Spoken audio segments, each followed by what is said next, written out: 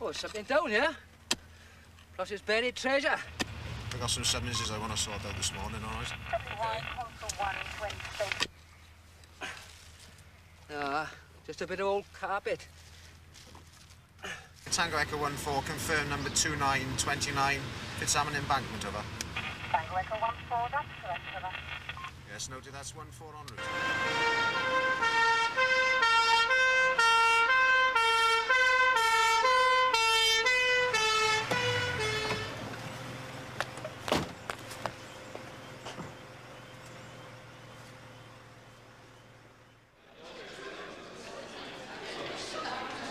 Good evening, ladies and gents.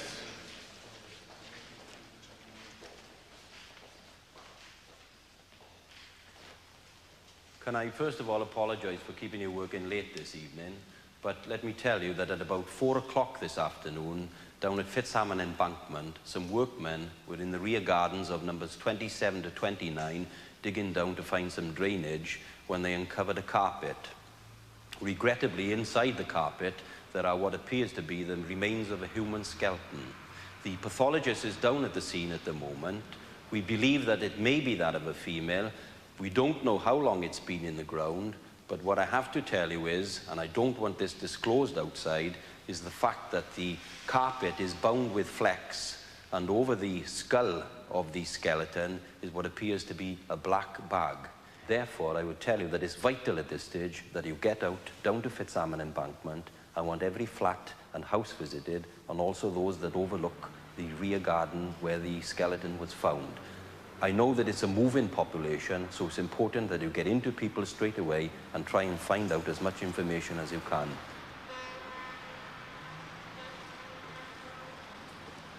Mrs. Leader? Yes? CID officers, can we have a word with you, please? What can you do now? Mrs. Leader, you're aware that a body has been found in the garden. I've been given your name by the builders. Can you tell me how long you've been living here? About 13, 14 years.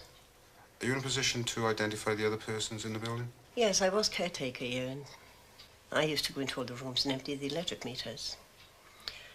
There is a rent book, but there was no names in there, only the numbers of the rooms and dates. But you believe from that rent book you would be able to assist us? Yes, I could. If I can just update you all, the remains are still with the pathologist. We have also recovered some hair, which is in the forensic science laboratory. Found on the skeleton are these articles that are displayed on the board. Now, we are going to have a tremendous task in respect of these, because what we have is a pair of urines which to the normal onlooker look quite ordinary, and therefore we have to try and trace where they came from. We have a brassiere, which has got a label attached to it. We have a sweat top, which has also got a label attached to it. We have a pair of knickers. We have another label. We have a sock. And we have a piece of the carpet that the body was wrapped in. It's vital to the inquiry for us to get a breakthrough to identify when these were manufactured, because that'll give us an indication of perhaps when the body was put into the ground. And in respect of the rest of the remains, we are going to get into as many experts as we can. The skull is on its way to Dr. Whittaker, the odontologist in Cardiff, who's first of all going to look at the teeth for us and see if he can give us the correct age of the girl. The first thing that I did was to take some x-rays of all of the jaws and then detail of some of the teeth. We look particularly at this area here, which is the developing wisdom tooth, and we've also made a big photograph of that. We can see that the crown of this wisdom tooth is complete, but the root hasn't developed here yet, so that gives an age of around about 15 years. And if we look at these roots here, these are not quite developed either, and that enabled me to tighten up the age a bit to 15.5 years at the time of death. And that was the best I could do at this stage of the investigation.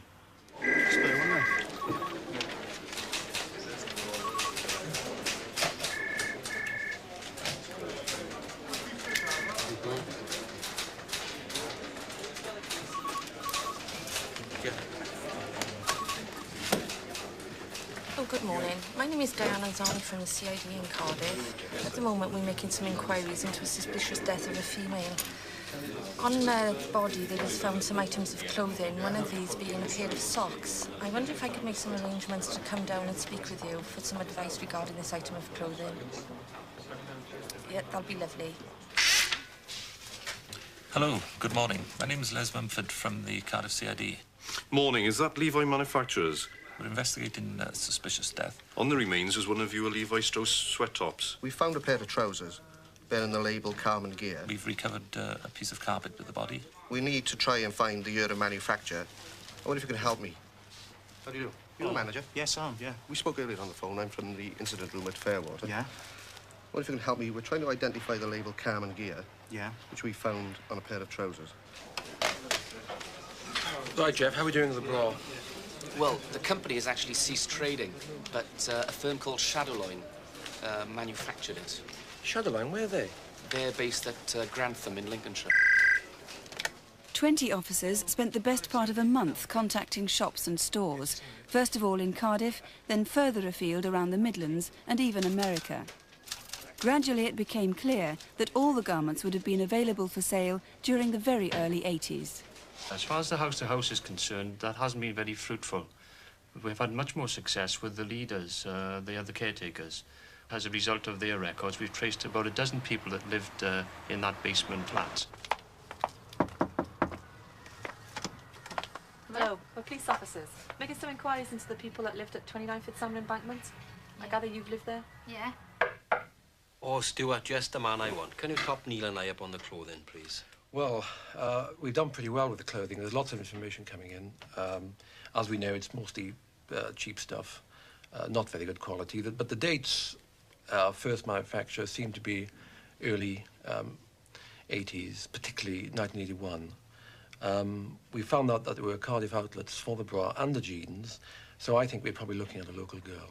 Right, I think from what you both say and what is now vital is that we run the clothing together with what the experts can tell us so that we can get a correct date or time when that body was put in the ground.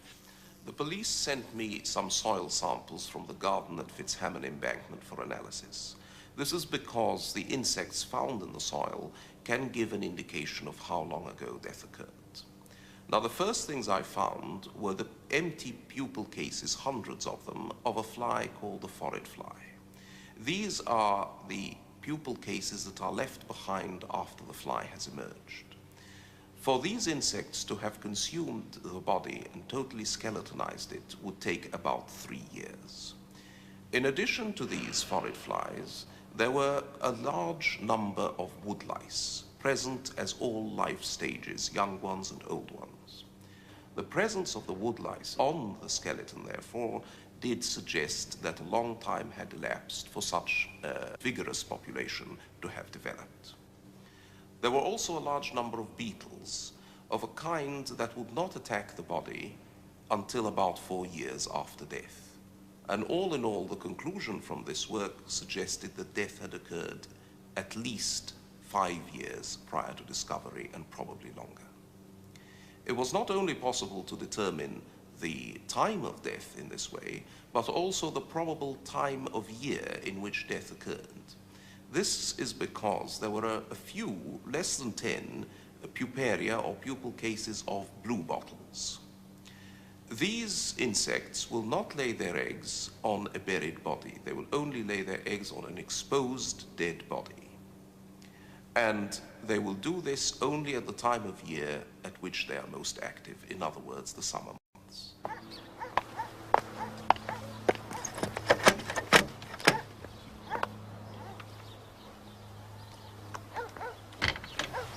Hello. Oh, hello. Are you Diane then? Yes, I am. And we're police officers from Fairwater Police Station. We're investigating a suspicious death at 29 Fitzsalmon Embankment. Yes. I believe you used to live in the basement flat there. That's right, I did. It was years ago now. Yeah, I wonder if we could ask you a couple of questions in relation to your stay there. Yes, yes, it may. Okay, come in. Thanks.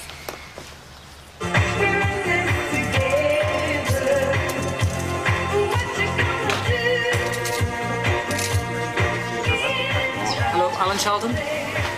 Yeah? I'm Detective Sergeant Fenton. This is DC Griffiths from the South Wales Police. Yeah. I understand you resided at the basement flat at number 29 Fitzhamon Embankment. Yes, but it was years ago. We're investigating a suspicious death, and we'd like to speak to all the residents living at those flats. Can you tell me when you moved into Fitzhamon Embankment? Around the mid-70s. It was when I met my husband. What flat did you occupy? The first floor flat. How long were you in that flat? Oh, until about 1979-80. It was just after the floods, and then we moved into the basement. Regarding the basement flat, can you remember the carpet? Yes, I remember it very well. I actually chose it myself. The owner showed me some samples, and I picked out one which matched my three-piece suite. Thank you very much. We'll send somebody down to see you. Thank you. Bye-bye. How are we doing with the residents, Dick? Great at the moment. We've traced something like 100 residents, and the teams have been out and actually seen 70 of those persons. Oh, good. What about the carpet? Well, we've even managed to trace where the carpet was sold from, and Jeff is going down there later on today to further inquiry. That's looking good, too. Good morning. After a week of searching through the store's old files, Jeff Norman's patience was rewarded when he found the original invoice for the purchase, dated the 6th of September 1980. And that led to the name of the man who fitted it. Again, using this plan that I've got and some photographs that have been taken by residents, which I think might show some joins, I'd like you to tell me exactly how you'd go about fitting the carpet. Right. Well, what you do, you see, is you take your first roll... In a police hangar, precise measurements were drawn out. Bring it backwards down by here. Then with your second piece of carpet, round this bit of staircase here. The crucial question was what size the offcuts would have been. Would you expect to have any pieces of carpet left over? There'd be some scraps from the edges down by here and round the fireplace and that type of thing, yeah? And there'd be a bigger piece left, I'd say, about 6 foot by, say, 5 foot. And that'd be your biggest offcut that'd be left. This is the piece of carpet that the body was found wrapped up in. It actually measures 6'2" by 4'8". You better use one of these, I think. Have a good look at this carpet now, and tell me whether you think it has ever been laid. Well, to start off with, if you look to the top of the carpet, all right, you don't see any pressure points at all. No marks where furniture or chairs... We were now sure that the carpet used to bury the remains had come from the basement flat, and it had probably been laid in about 1980. It was now a matter of checking the tenants of the properties from 1980 onwards. Because of the clothing that we had and the information from Dr. Whittaker and Dr. Zack, the time element was becoming now more distinctive. We were getting a feeling for her, a teenager. But to identify her was now the thing. Missing person records over the last 10 years were not very good. Neither were people's memories. It then came about, we heard of a man called Dr. Neve from Manchester University, a man who could make up a face from skulls. The police sent me the skull that belonged to the skeleton found in Cardiff. And the first task is to make a cast of that skull, which is then mounted. Eyeballs, or simulated eyeballs, are placed into the eye sockets, and then the soft tissues of the face have to be developed in a very precise manner. And before starting that, holes are drilled into the plaster skull at 21 specific anatomical sites, and pegs inserted, and these indicate the average thickness of soft tissue that you're going to find. And at any one stage while the face is being built, the thickness of clay that is built onto it never goes above these points. Then, using this sort of material, the muscles around the eyes, which form a very specific pattern, those that form the muscles of the cheek are developed. Features like the lips and the eyes and the nose are critically important when trying to recognize anybody. It's not possible to make an exact portrait. 100% accuracy isn't possible. What we're trying to do is to produce a face which is going to be very similar to the kind of face that individual had when they were alive, and that when it's circulated in the right area, that somebody who knew that individual will have their memory jogged. Richard Neve's artistry was now to be put to the test. Could anyone put a name to the face he'd so painstakingly reconstructed? It became the focus of a massive publicity campaign. Hello? I recognise the picture in the paper. Hello? I've seen the picture in the paper. I think it's Colin Price. we were given about 20 names of possible people. Of that, one name cropped up twice, that of Karen Price. We were able to eliminate all the other people, so it was now a question of trying to trace Karen's dental records. This in itself was another massive effort, and it meant visiting all the dental places in Cardiff. At the end of the day, they visited one practice and came up with Karen's dental records. These were taken to Dr. Whittaker, the odontologist. I'd made my own dental chart from the skull, and I compared that with the dental chart that the police had produced. Now, most of the details, in fact, matched, and so I was quite happy to determine that this, in fact, was the body of Karen Price. Now, another area of interest to me was to try to tighten up the age, and to do that I took a section of one of the teeth, cut a slice through it and looked at it under the microscope. Now, I was surprised to find that inside the tooth, and you can see it here, there is apparently blood that has run out or been forced out into the little holes inside the tooth. And that isn't very common, and it strongly suggests that unfortunately Karen had died a violent death, and it was probably strangulation. But Dr. Whittaker's evidence alone wouldn't be enough to identify Karen Price in a court of law. Dr. Erika Hagelberg, a research biochemist at Oxford University, had pioneered a technique for extracting DNA from decayed bone. The results of her work were then sent to Professor Alec Jeffreys, the inventor of DNA fingerprinting. A comparison with DNA from blood samples taken from Karen's parents proved beyond doubt that the victim was indeed Karen Price. We now had our big breakthrough, the name Karen Price. It was now vital to the inquiry that we find out her background, how she ate, how she slept, how she dressed, etc., and how she spent her day. This would give us the key to the answers we wanted to find out how she'd come to her death. From this point onwards, Karen's life story quickly began to emerge. She'd been in care since the age of 10.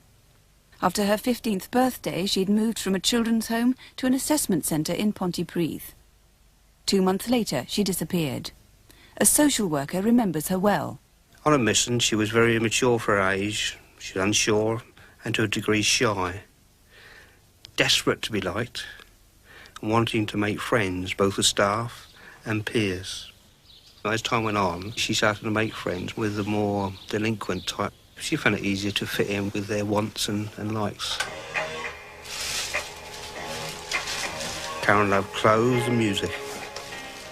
She was very much a lonely girl who needed to have companionship more than anything else. I think she needed love, definitely needed love, and that she didn't really know how to go about getting that. But one way was obviously friends, and she needed a friend.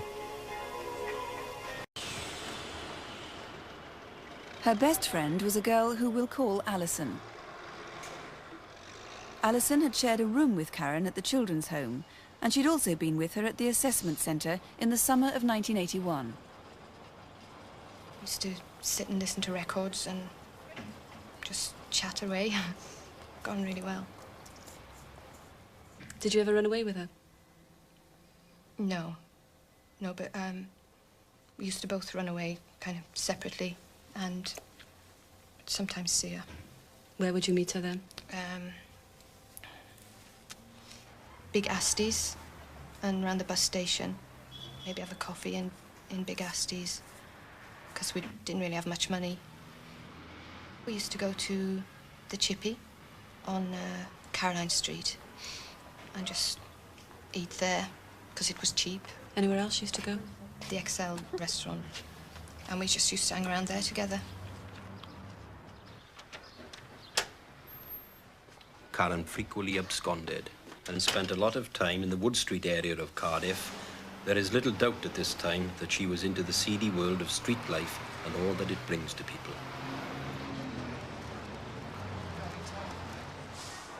But how and why was Karen killed? Police now knew for certain that she'd been buried during summer months. The clothes she'd been wearing were all for sale in the very early 80s, and the date she'd vanished from the assessment centre was the 2nd of July, 1981. But what had happened to her after that? The going now becomes very tough indeed. We still don't have a cause of death, and we still don't know how that body came to be buried in the back garden of 29 Fitzhamon Embankment. At this stage of the inquiry, it would have been easy for me to tone it down, to go and see the coroner, to hold an inquest, to get the body identified, and probably cause of death unknown, and perhaps then the matter would have rested. But I think that everybody on the inquiry still wanted to find out how she had died, and so we had one iron left in the fire, and I decided that we'd contact the programme Crimewatch because I know they can reach people that the police cannot get to. Run VT1. Title's running. Marriage breakup. 8, 7. Here on BBC One, Nick Ross and Sue Cook once again ask for your help in Crimewatch UK. 0. Okay, we're on air. Be coming out to camera 3 next. Stand by with the lighting change. Then it'll be you, Nick, on 4. That's on. What's the problem? 20 seconds but no after picture. BT. No picture where? On the monitor? Here it is. Thank you. It's got a dot. Okay. Just a reminder to both VT1 and sound, Keith, to keep the sound going under the wide shot on 3. 5, 4. Coming to the wide. 2, 1. And mix. Lighting change. Lighting change. We'd settled the children into bed. The 4 of us sat down in front of the telly ready to watch our regular monthly programme of Crimewatch, which we watched every month. I'd always dreamt of recognising somebody's face on there and, you know, sort of phoning up and saying, yeah, I know that man.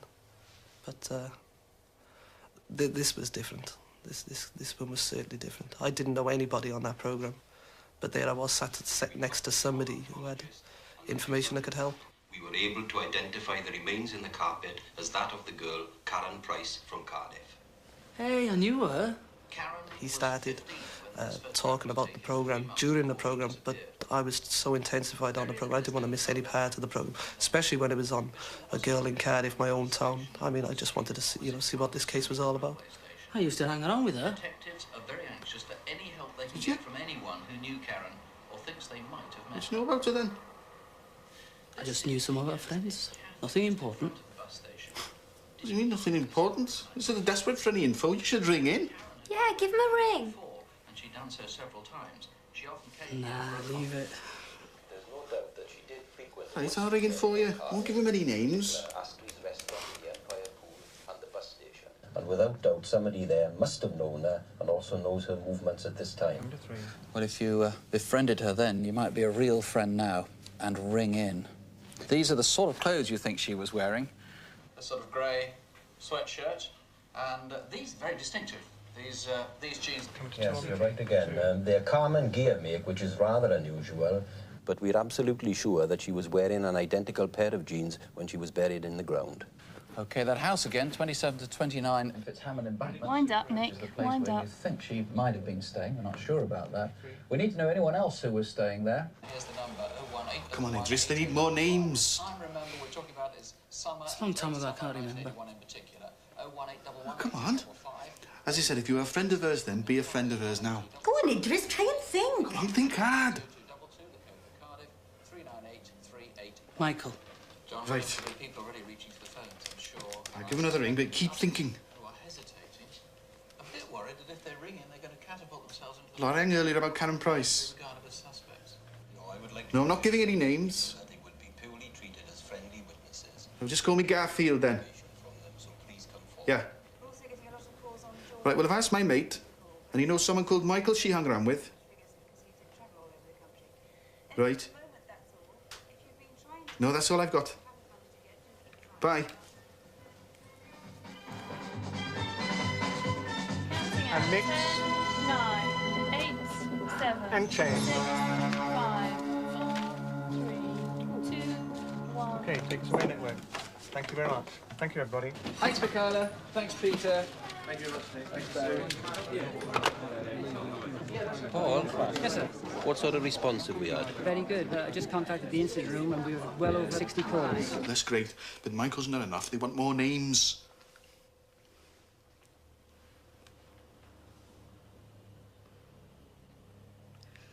Get them to come over now and I give them some more names.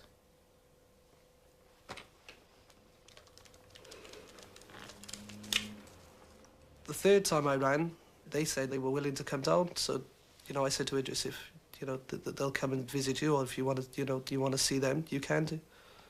I assured him that, you know, I'd be there. It certainly wouldn't be just him and them on their own. And after all, we only thought there was, you know, information regarding the people that she was having round with that they really, you know, that they really wanted. I wanted you to call into the police station today to take a statement off you, reference what you told me about Karen Price last night. I want you to tell me everything that you knew about her. Yeah, we used to go to school together. Where was that? Green Hill. And when? 78, 12 years ago. 12 years ago. A long time ago. Do you see her after that? I saw her again in July 81. July 81. Where was that? Cemetery Park. Is that the Cemetery Park in Adamstown, Cardiff? Yeah, that's right. Did you recognise her straight off? Yeah. Who was she with? She was with her friends. She was with her friends. All right. I want to go into detail now about that time in Cemetery Park, all right? We found Ali to be a very interesting character. He knew a lot about Karen. We treated him as a witness because of his knowledge and the information that he had. In fact, we spoke to him over a period of 4 days, and in that time, we linked him with Alison. We therefore brought her back in to be re-interviewed.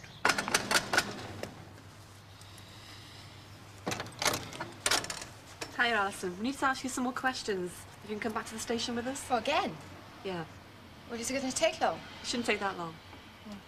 Well, I'm not ready. You better come in. Okay. The reason I've brought you back in, Alison, is because I want to speak to you in a little more detail about your friends and get some more information about where you went and who you met. I want to ask you firstly about Idris Ali. How well did you know Idris?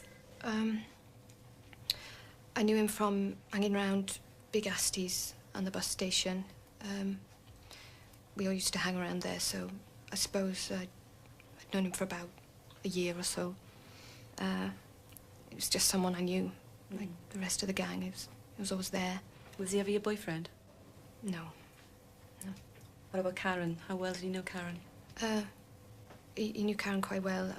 I think at one time that they had a bit of a thing going. Did you ever go to the XL with him? Yeah. Who else did you meet at the XL? I'd meet Karen. She was there. Lots of other people. And Alan Charlton. Alan Charlton.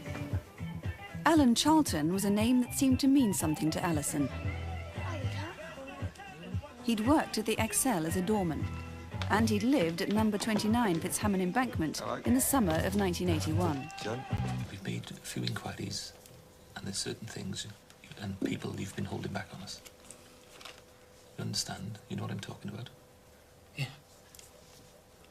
And in particular, Alan Charlton. It's obvious you know Alan Charlton. We've checked. When did you meet him?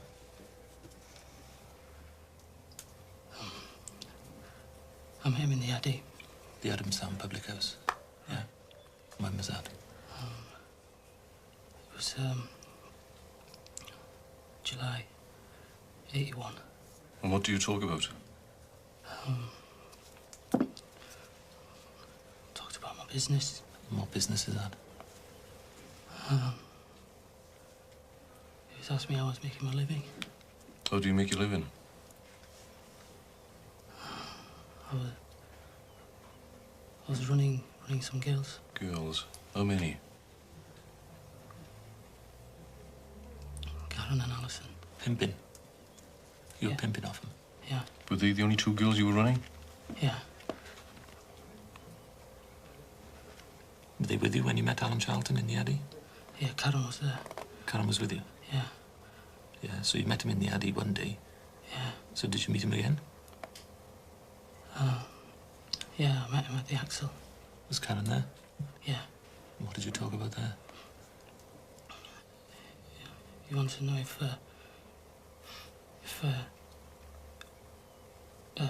we went to blue parties. You wanted to know if you went to blue parties? Yeah. What did you tell him? I said never been. You said you'd never been? No. No? So what did he want? He wanted to know if I could supply the girls for his party. Idris, are you telling us the truth? Tell the truth. So everything you've told us so far is the truth? Yeah.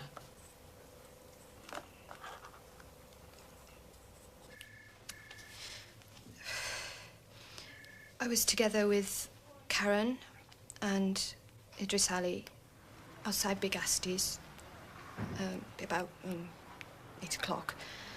And then Alan came to join us. And after about 20 minutes, he said we should go to his house, his flat. Why don't you come around to my place? Well, what do you think? Yeah? Yeah, all right. Fine, then. Okay, thanks. Off you go. I don't know how long we'd been there before Alan, said that me and Karen should get into bed naked so they could take photographs of us. I said no, I refused, and he slapped me across the face. So Karen shouted at him to lay off, to get off me. And then he started on her. He slapped her and punched her. He went berserk. And then when he stopped, I went over to Karen and she was on the floor. And I saw a small trickle of blood from her mouth. Idris, you were saying these parties in the basement, they're Blue Movies parties. Yeah. I said if I supply the girls, I make quite a lot of money out of it. So you were making money from the parties in the basement? Yes, that's right. Yeah. Well, I think, Idris, we ought to get it down in writing now, everything that you've told us. Okay? We'll take a statement from you. And you can put it all down, everything that you've told us. Okay? Everything I've told you is true. But I want to say I did help Charlton. He's a psycho man. Idris, you realise you do not have to say anything unless you wish to do so. But what you say may be given in evidence. You telling us the truth, Idris? Yeah. All of it? Yeah. Did you help him? Yeah. Right, it's crunch time, Chris. What have you now got on Alison? Well, Alison now admits knowing both Ali and Charlton and to being present in the flat at Fitzsalmon Embankment when Ali and Charlton murdered Karen. Come in. Les? He's coughed, boss. He's everything. He admits being there. Charlton, Ali, and Alison, they were all in the room together, and they did it between them. I think that's tremendous. Well done. Now arrest him and detain him in connection with Karen's murder, please. And then will you also pass over to Stewart that we now know enough about Charlton to implicate him in the murder, and therefore he's got to be brought back and arrested and brought to Cardiff.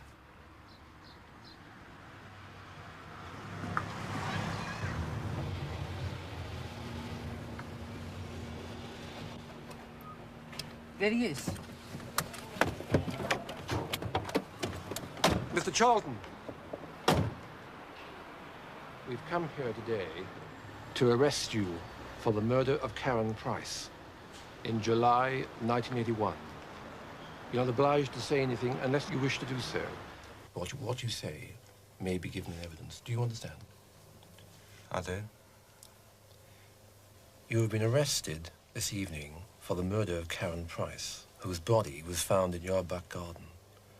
I want to be sure, before we start, that you fully understand that, Mr. Charlton.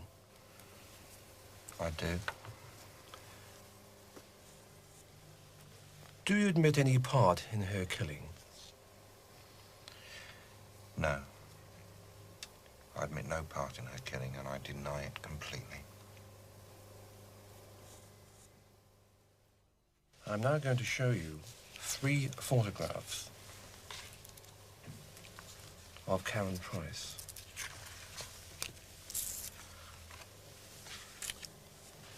I want you to look at them carefully.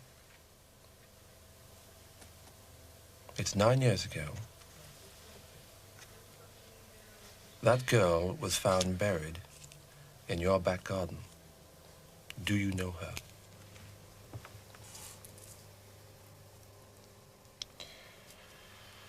No. I categorically do not know that girl. Okay, so it's 4 days later. You've gone back there and you think he's in the garden. Yeah, that's right. Probably took a long time answering the door. He asked me to help him dig. Is that what he was doing? Yeah. Yeah. And what time of the day is this? In the afternoon. Yeah. If anybody was watching, they think we were doing some gardening. Was he digging a hole, or was he just turning the garden over? Just digging a hole. Did you help him? Yeah. Did he force you to do that, or did you volunteer to help him? I just did it. That's right. Scared of him. Dealing with the flat in particular, and especially the carpet, can you describe it?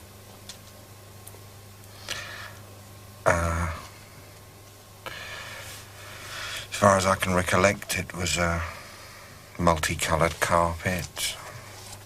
I think it was squared in pattern, but not entirely sure. Do you recall at any time seeing an offcut of that carpet, perhaps hidden in the cupboard under the stairs? Well, as for the cupboard under the stairs, I only use that for rubbish and things. I never really went in there. Answer to your question, no. I never saw any offcuts. During the time you lived at the basement flat, during that time, can you tell me if you did any digging in the garden? Not to my knowledge. We interviewed Alan Charlton over long periods of time. However, he repeatedly denied knowing Karen. We did have evidence available to us from other witnesses that they had been seen together. I'm now going to show you a photograph of a young girl called Alison. That photograph was taken, we think, 9 years ago. Look at her carefully. Do you know her? Not to my knowledge. No, I've never met that girl. But a friend of Alison's had vital evidence to the contrary. Again, as with all the witnesses, we're protecting her identity, although their words are taken directly from statements. Alison had shown me a house in Fitzhammon Embankment where a friend Alan lived. She told me she'd been there before. Would you like to turn and face the screen, walk along the line at least twice, and take as much time as you wish?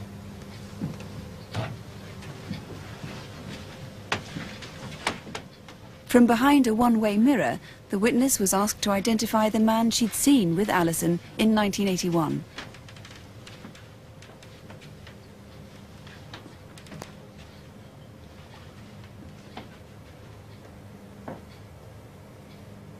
This person is the Alan I saw Alison talking to on several occasions in July 1981.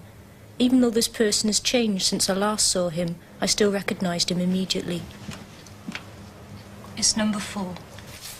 Again, I'm going to show you a photograph of a man called Idris Ali. This photograph was taken recently. Look at him. Do you know that man?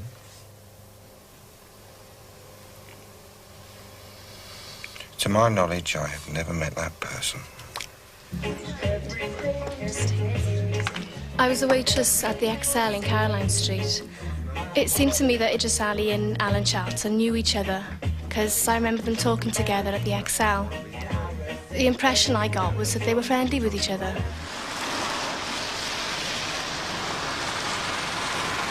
There was a bouncer who worked at clubs in the city centre. I saw him with Idris Ali walking along Wood Street. This happened on several occasions, and they would have either been walking into the city centre or towards Tudor Road. Would you like to walk along the line at least twice and take as much time as you wish?